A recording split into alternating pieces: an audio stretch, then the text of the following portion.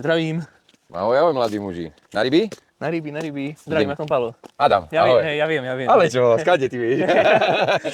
Slovensko je malá krajina. Aj tak áno, lebo ja idem ťa túto troška, ak sa povie, pootravovať, lebo ja som tiež rybár, no teraz momentálne nie, teraz som taký, ak sa povie, pauzujúci rybár. Nie, že bývalý, hej? Bývalý. A pozerám, maminka moja, to sú také novinky, nie ako my za mojich čias, keď sme chytali ryby. Na kukuricu?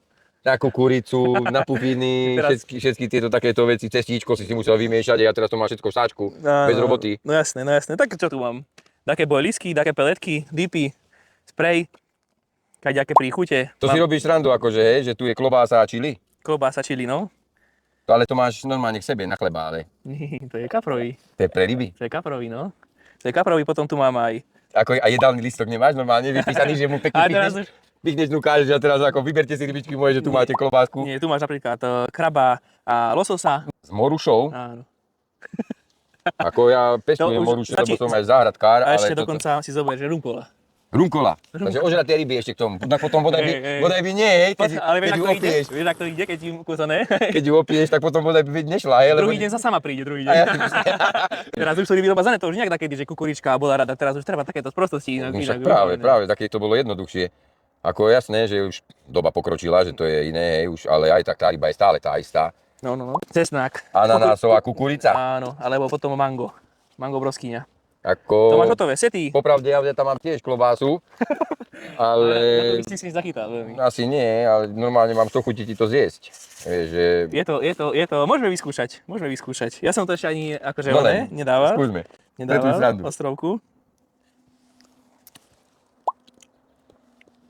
Ako štípe to dobre. Ako na začiatku je tá štiplavá chuť, potom prichádza aj tá klobása. Fú, ale to by som povedal, že možno aj príliš na tej kapre. Tak ale keď to berú, Bude vysmiatý chodiť ako lečo. Ti poviem. No. Ale to je ako zaujímavé normálne, že to má ešte takú fakt ako naozaj čistú autentickú chuť. No. Už to hovorím, že už teraz. Toto ešte chcem, lebo ak sa poviem moruše milujem.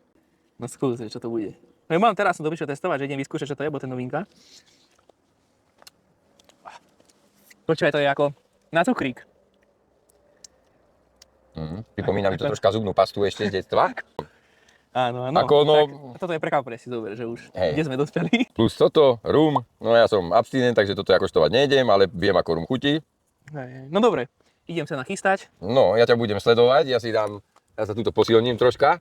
A budem sledovať, že čo to vlastne... Ja sa vylečím a potom môžeme pokecať ešte. V tejto dobe ide a ako sa to robí. Či sa niečo pomenilo, alebo nie. Lebo... V rámci krmiu pelietok, alebo Borisov je to isté, len proste tých príchutí je teraz rana. Takisto ako aj výrobcov, ale v podstate je to od preferencií, že čo si kúpiš, vyskúšaš, chutí ti.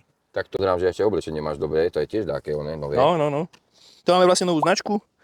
Fishing Point, 10 000 vodeodolnosť, 3 až 4 000 je priezdušnosť, no, veľmi pohodlné, stačí tenká mikinka, potom navíc sú zateplené, XY vreciek všade, takže vlastne všetko si vyseparuješ ako potrebuješ. Vieš, najlepšie, čo ja preferujeme zadné, vieš, keď čo väčšie máš a čupneš si, tak nikdy nezavadzia ti vo vreckách, ťa netlačí. Áno. No to by som mal také niečo aj sebe zohnať, by som povedal. No však tak, tu máme v Revúcej vydajné miesto, tak dobehneš tam a dať, čo vymyslím. V poriadku, veľmi dobre. Dobre, ešte, že som sem prišiel, aj. Z klobásky budeš ešte ryby chytať. Áno, tieto návody mám veľmi rád. Áno. No nič, nejdem ťa zdržovať, idem ťa sledovať, takže sa priprav. Není problém.